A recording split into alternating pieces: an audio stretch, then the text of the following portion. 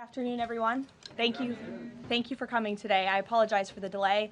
I was once again with the president. He and I were both reviewing the newly released surveillance footage from FBI in the Savannah Guthrie case on just this heartbreaking situation with respect to her mother.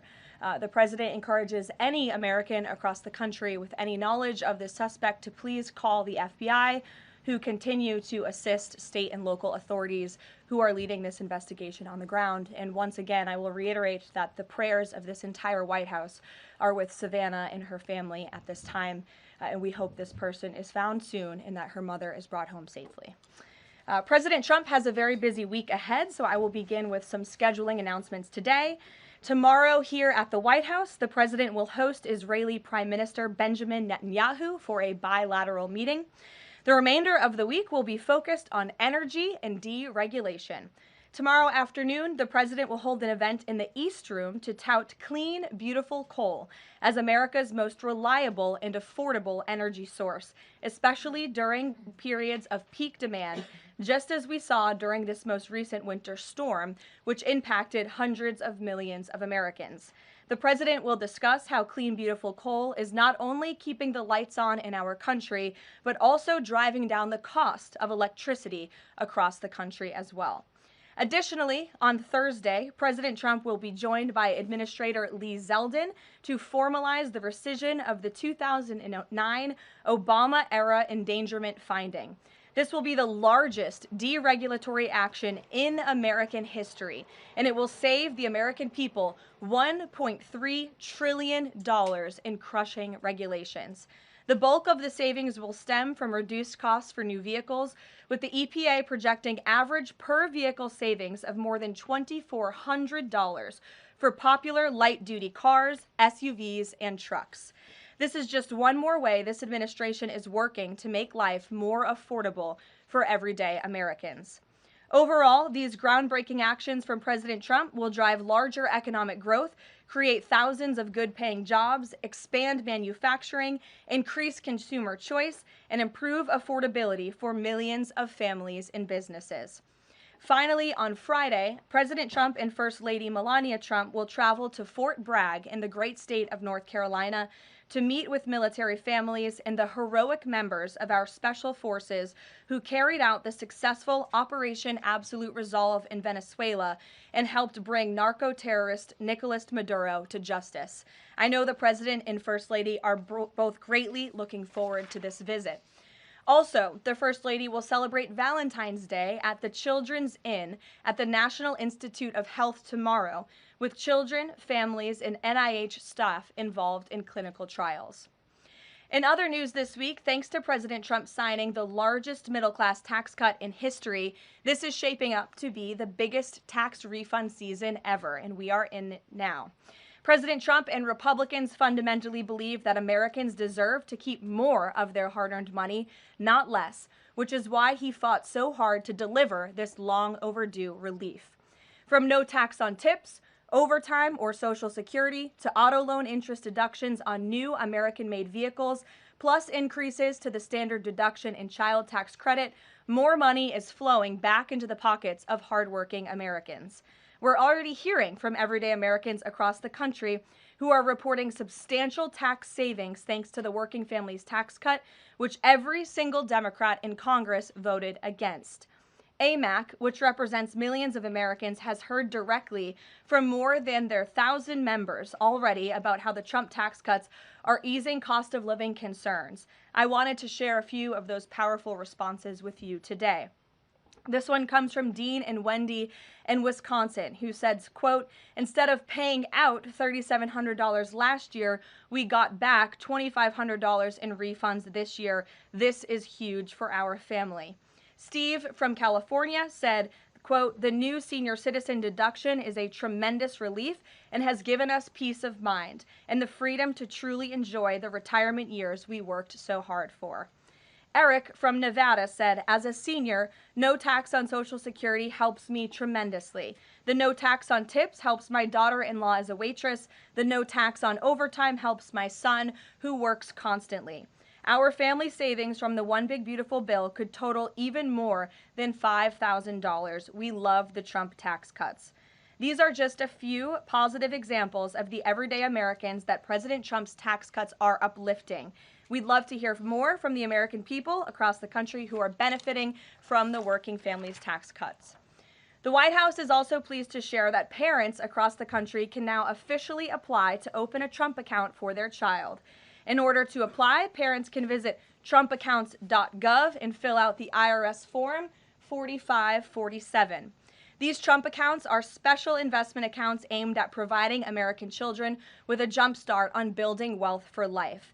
They have all the tax advantages as a traditional IRA account, but are specifically tailored to build wealth the moment a child is born.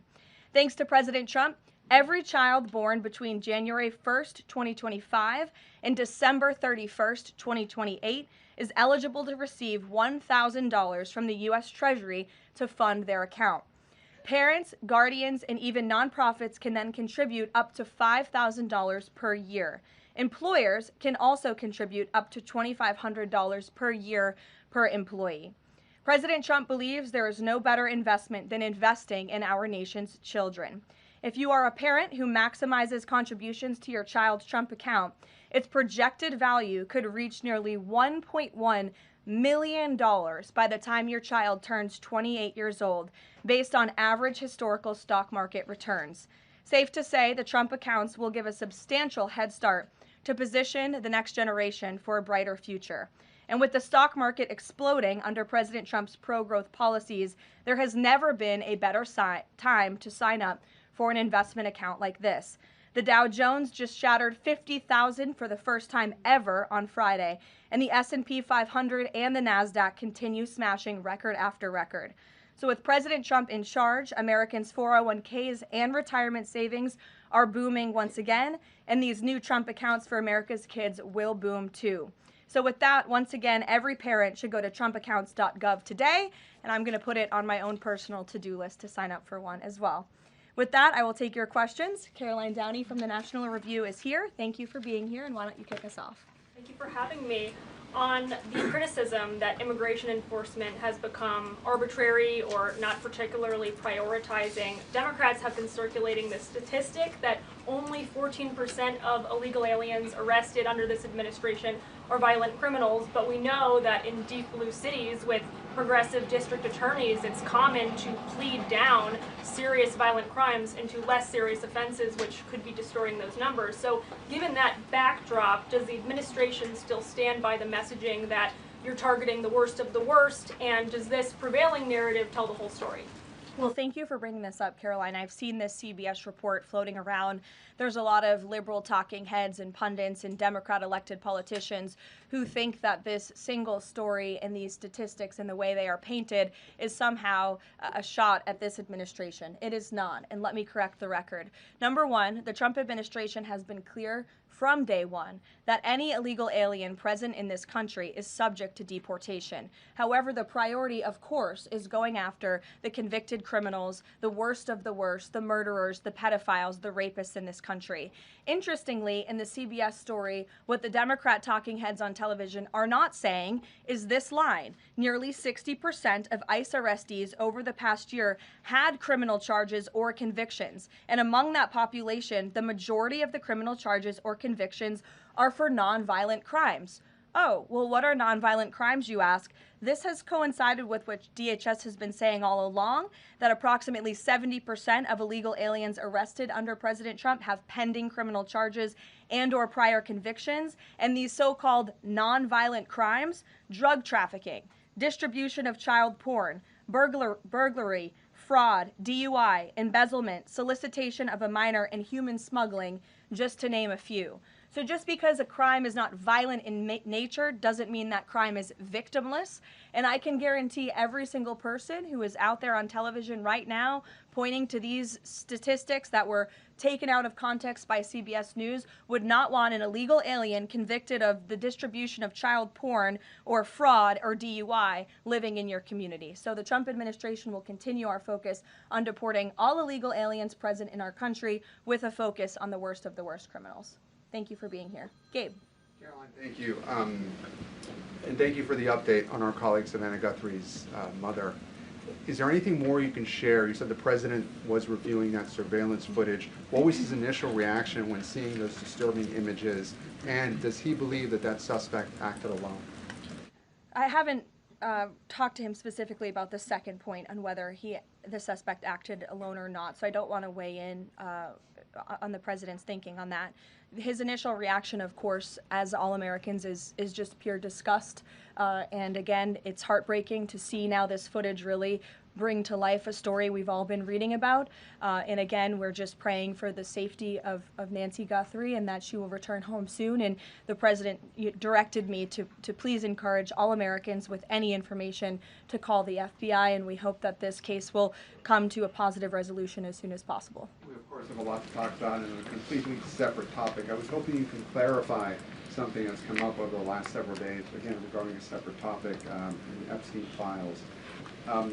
According to newly released files, the president had a conversation with the Palm Beach police chief in the early 2000s, according to the police chief in 2019. The president has gone on record before, and he's told reporters that he said that that he had no idea about Jeffrey Epstein's crimes. During this conversation with the police chief, however, he did say, according to this recounting of it, that thank goodness you're stopping him. He also called Karoline Maxwell evil. So my two questions are, did that conversation with the Palm Beach police chief happen? And can you explain the discrepancy? What I will say is that the president has always remained consistent, and that he kicked Jeffrey Epstein out of his club at Mar-a-Lago because, frankly, Jeffrey Epstein was a creep. And unlike many other people who are named in these files, President Trump cut off his relationship with Jeffrey Epstein and was honest and transparent about that for years and years. And so I think what the president has said all along has always remained true. And the release of more than 3 million documents related to Jeffrey Epstein and his heinous, disgusting crimes just shows the level of transparency that this president and administration has committed to in bringing these files to light. But did he call the chief in 2006? Caroline, did he call the chief? Look, it was a phone call that may or may not have happened in 2006. I don't know the answer to that question. What I'm telling you is that what President Trump has always said is that he kicked Jeffrey Epstein out of his Mar-a-Lago club because Jeffrey Epstein was a creep, and that remains true. And this call, if it did happen, corroborates exactly what President Trump has said from the beginning. And I'm sure many of you, when you read that alleged FBI report, probably thought to yourself, wow, this really cracks our narrative that we've been trying to push about this president for many years. So we're moving on from that. Reagan. Thanks, Caroline. I want to ask you about the SAVE Act. NBC reported that there's some hesitation among House Republicans on adding absentee ballot restrictions into the SAVE Act. Can you explain what the hesitation is among House Republicans and also just provide a status of negotiations with Congress on the legislation? Sure. I can't speak for House Republicans, Reagan. I can obviously speak for the president, who is quite possibly the strongest supporter of the Save America Act, which, as you know, would require proof of citizenship to register to vote. It would require proof of identification, a photo identification before casting a ballot, and it would also ensure that there are exceptions made. I think that's what you're alluding to with these conversations with House Republicans for reasonable requests, of course, for our military, for individuals who are disabled and cannot make it to the polls. Those are reasonable, common sense things that I believe House Republicans are discussing amongst themselves. But as for the president, he's been very clear. He wants House Republicans and Democrats, too, if they were politically wise, to pass this legislation, for the Senate to pass it, to send it to the president's desk so it can be signed into law. Follow-up. I'm wondering when the last time the president spoke to Leader Thune was, and if he discussed using the standing filibuster to pass legislation. The president has given his position on the standing filibuster. As for his most recent conversation with Leader Thune, frankly, I'm not sure. I do know they speak very frequently. The president's in constant communication with both Leader Thune and the House Speaker, Mike Johnson. Stephen, I see we switched up our seating chart. Your direct line of sight now. Congratulations. Thank you to the Correspondents Association for recognizing the New York Post's reach. I've got two questions for you, one about the Guthrie case and then another about infrastructure. On the Guthrie case, does President Trump have a warning to the culprits here about what would happen to them, what federal consequences they would face if they do not release Nancy Guthrie unharmed? I think anyone who was involved in this depraved crime, this abduction, of course, we want to be seen held to the fullest extent of the law possible. And on infrastructure, can you explain why President Trump asked Chuck Schumer to help him rename Penn Station and Dulles Airport after himself? Why is he interested in having his name on those two buildings? And why are the Gateway Tunnel funds the proper point of pressure to get that to happen? To your first question about the renaming, why not? It was something the president floated in his conversation with Chuck Schumer. As for the funding, the president has addressed that separately himself. Danny. Thanks, Caroline. Today, the Vice President's account posted and then deleted a tweet about the Armenian genocide. And then last week, President Trump's Truth Social account posted and then deleted a racist video about the Obamas. And the White House again blamed that on a staffer.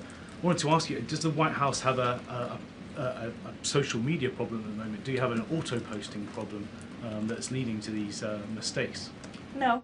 As for the Armenian tweet that you're referring to, I would just refer you back to the White House's message that was issued on Armenian Remembrance Day, and there's been no change of policy at this time. Mary? Thanks, Caroline. When the president goes to Beijing in the spring, does he have plans to try and advocate on behalf of Jimmy Lai, who was just sentenced to 20 years yesterday? This is something I've heard the president advocate for both publicly and privately. I had the honor of being in that meeting with President Trump and President Xi in South Korea that took place, and this was brought up by the president himself. It is important to him, and he looks forward to visiting China in April. Go ahead. Thanks, Caroline. So some Republican lawmakers from Nebraska have said they're worried that the Argentinian beef executive order will sideline some American ranchers. How will the Trump administration make sure prices go down for consumers without harming those ranchers? Of course. Well, both things can happen at the same time. That's the president's belief. He wants to see prices come down. In fact, I just overheard him on the phone with Secretary Rollins. They were talking about something different, but he's always saying we got to make sure that prices continue to come down. As you know, Secretary Rollins successfully did that with respect to egg prices. Beef prices are coming down slightly, and the president wants to see that continue. He believes that a minor import to the country with cattle might be a short-term solution with respect to bringing down prices, but of course protecting our American cattle and rancher industry is a priority for the president, and he's in touch with those stakeholders. We've had them here at the White House a few times in recent months to discuss this issue directly. John. Thanks a lot, Caroline. Yesterday, the president on social media threatened to block the new Gordie Howe Bridge, which would connect Detroit to Canada. This is a bridge that was fully paid for by Canada. It used American labor to construct it. It used American steel to construct that bridge. The president in 2017 was actually in favor of this bridge, part of a joint statement that he put out when he met with the Canadian Prime Minister. Why has the president changed his mind as it relates to this bridge? I think the president was very clear and direct in his truth, John, but just to reiterate, the fact that Canada will control what crosses the Gordie Howe Bridge and owns the land on both sides is unacceptable to the president. It's also unacceptable that more of this bridge isn't being built with more American-made materials, even more so than what President Barack Obama committed to with the Canadians at the time, at the start of the project. He also believes that the U.S. should own at least half of the bridge, have shared authority over what passes across it, and participate in the economic benefits generated by its use. This is just another example of President Trump putting America's interests first, and so he made that very clear in his call with Prime Minister Carney earlier today. Phil. Thank you, Caroline. Sure.